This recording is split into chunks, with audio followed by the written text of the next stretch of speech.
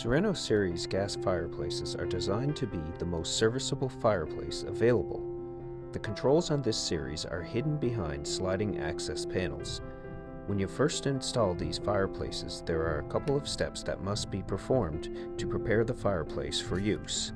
First, remove the protective foam from the valve.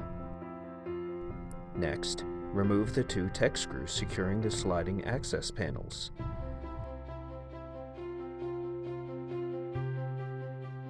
There is a wire cover that extends along the bottom front edge of the fireplace and is held in place using two magnets.